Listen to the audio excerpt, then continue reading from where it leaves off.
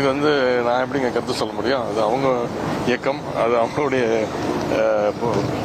பொதுச் செயலாளர். நான் என்ன சொல்லியிருக்கிறேன், எதிர்கட்சி தலைவர் திரு எடப்பாடி பழனிசாமி அவர்கள் தான் இதுக்கு தான் சொன்னேன். அவர் தான் இன்னைக்குமே நிரந்தர பொதுச் செயலாளர் இருக்கணும் அப்படிங்கிறதுக்கு இதுதான் நான் சொன்னதுதான் காரணம். சார், பல இடங்கள்ல மான்சூன் கன்வென்ஷன் நீங்க ஆய்வு பண்ணிட்டு இருக்கீங்க.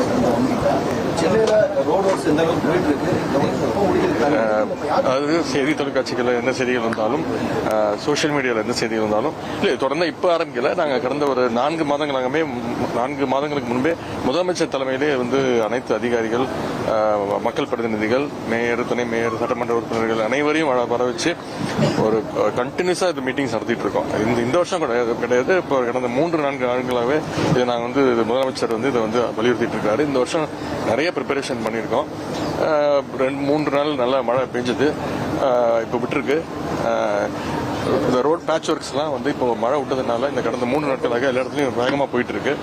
மற்றபடி WRT ஒர்க்ஸ், அப்புறம் இவங்க நகராட்சியுடைய ஒர்க்ஸ், கார்பரேஷனுடைய ஒர்க்ஸ் எல்லாமே களத்தில் பார்க்கும்போது எனக்கு நல்லா சிறப்பாக பண்ணிட்டு இருக்கிறாங்க. இன்னும் மக்கள் அதிகமாக எதிர்பார்க்குறாங்க. எங்கே போனாலும் இந்த ஒரு பிரச்சனையை சுட்டி காட்டுறாங்க. அந்த பிரச்சனையை அங்கங்கே எவ்வளோ சீக்கிரம் முடியுமோ செஞ்சு கொடுக்குறோம். இன்னும் அடுத்து 1 வாரத்துக்கு மழை இல்லை அப்படின்னு சொல்லியிருக்கு, வானிலை மையம் சொல்லியிருக்காங்க. எங்கள் சைட்லேருந்து, அரசு சைட்லேருந்து அனைத்து ஒர்க்கும் சிறப்பாக பண்ணிக்கிட்டு இருக்கிறோம்.